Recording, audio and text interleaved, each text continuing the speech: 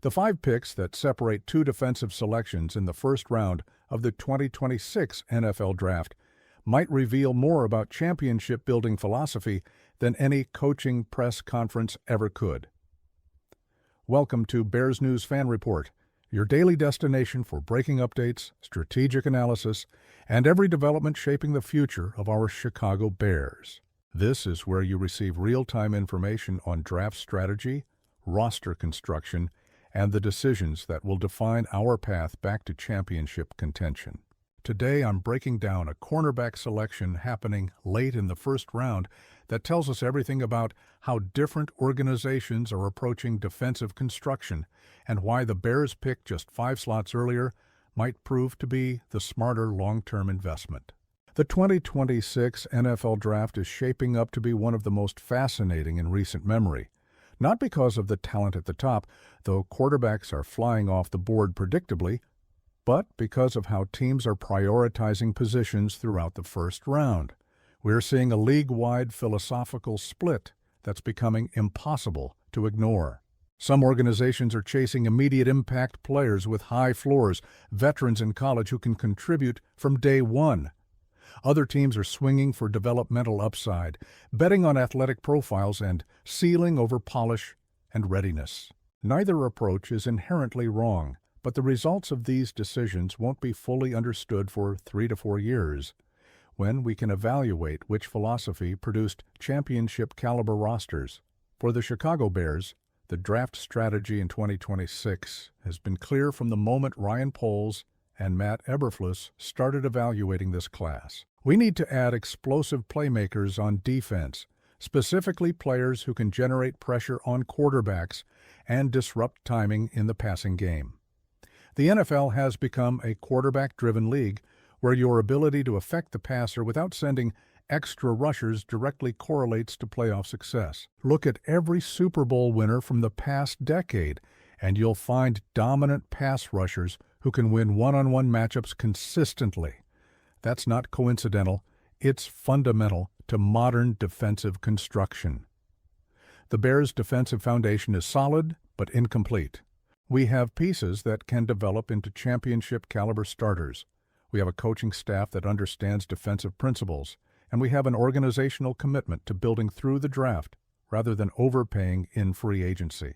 But we're missing that explosive edge presence who changes game plans, who forces opponents to keep tight ends in protection, who makes quarterbacks uncomfortable even when they have time. That's the profile Poles has been targeting aggressively, and it's why the Bears' first-round selection in this mock draft makes strategic sense when you understand the broader context.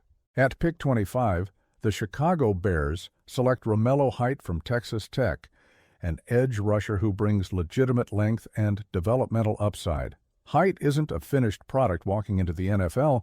He's a project player with elite physical traits that can be developed into a dominant pass rusher if the coaching and development infrastructure supports that growth. He's 6'5" with long arms, explosive first-step quickness, and the kind of bend around the edge that you simply cannot teach.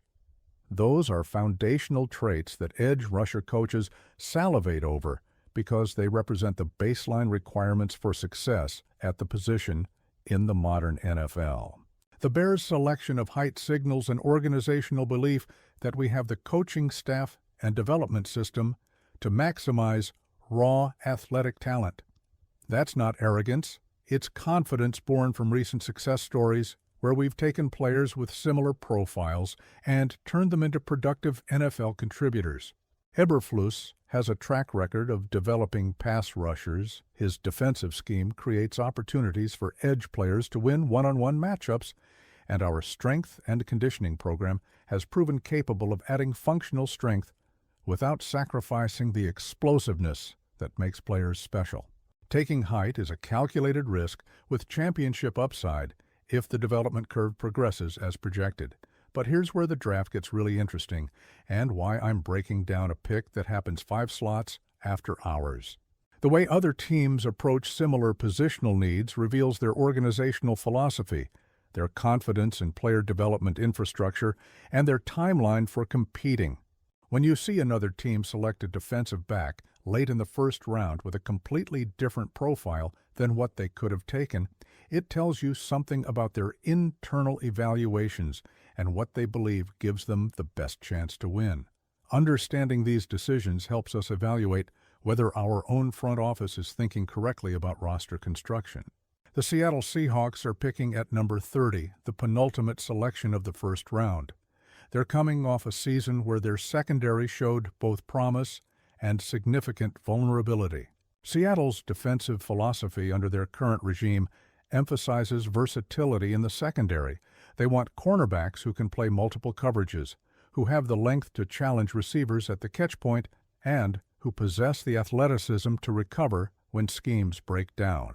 That's a specific profile that not every cornerback possesses, which makes their first-round investment particularly revealing about how they're building long-term.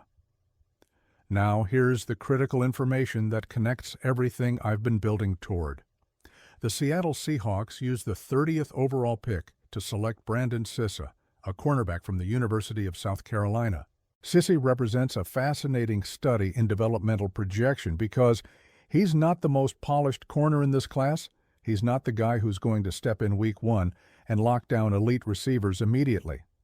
Instead, he's a long, athletic defensive back with the kind of physical tools that suggest elite upside, if properly developed. Seattle is betting on their ability to refine his technique, to teach him NFL coverage concepts, and to maximize the physical advantages he brings to the position. Sissi's profile at South Carolina showed exactly why NFL teams get excited about developmental corners with elite measurables. He's 6'1" with arms that measure over 32 inches, giving him the kind of length that allows him to disrupt receivers at the line of scrimmage and contest catches at the highest point. His athleticism shows up on tape constantly. You see him recover from disadvantageous positions because his speed and fluidity allow him to make up ground that shorter, less athletic corners simply cannot. Those traits are foundational and represent the ceiling that makes him worth a first-round investment, despite the technical refinement he still needs. The interesting comparison here is between what Seattle is doing with Sissi and what Chicago did 5 picks earlier with Height. Both organizations are drafting for ceiling over floor. Both are taking players with elite physical traits that need development. Both are betting that their coaching staffs can maximize raw talent into productive NFL starters. This represents a philosophical alignment that suggests both teams believe they're in similar competitive windows where investing in high upside developmental players makes more sense than reaching for safer, lower ceiling prospects. That's significant because it reflects organizational confidence in development infrastructure. Seattle's secondary needs are legitimate and well documented. They've struggled with consistency in coverage. They've given up explosive plays at rates that contending teams cannot sustain, and they need an influx of young talent that can develop alongside their current defensive core.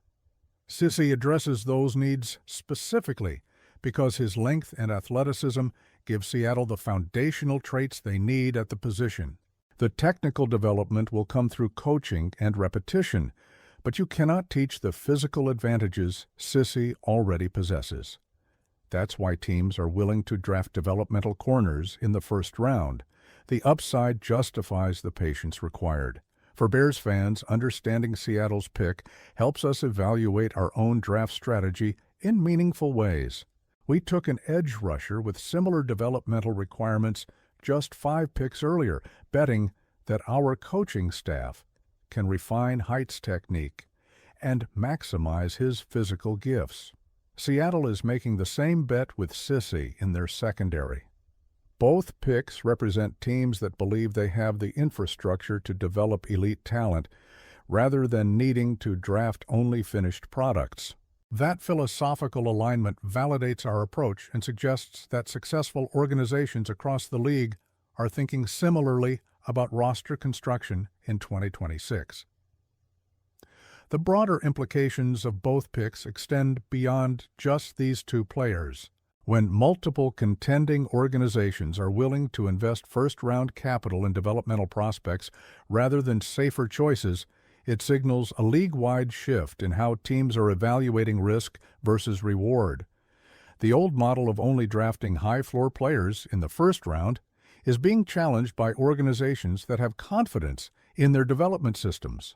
The Bears are part of that evolution, and seeing Seattle make a similar move validates that our front office is thinking progressively about how to build championship rosters. I want to hear your genuine perspective on this entire draft philosophy. Do you believe the Bears made the right call taking Romelo Height at pick 25? Or would you have preferred a more polished, pro-ready edge rusher? How do you feel about Seattle's selection of Brandon Siss? And does their approach to the secondary make you wish Chicago had prioritized cornerback instead?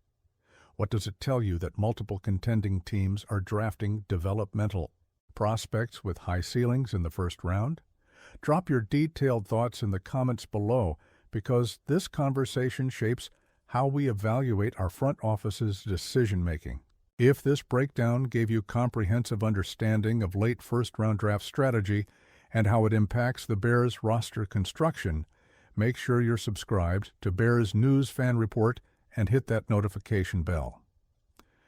I bring you daily analysis on every draft development, every strategic decision, and every move that impacts our path back to playoff contention. This is where you get insights that connect organizational philosophy to on-field results. Smash that like button, share with every Bears fan you know, and let's keep this crucial conversation going. Bear down.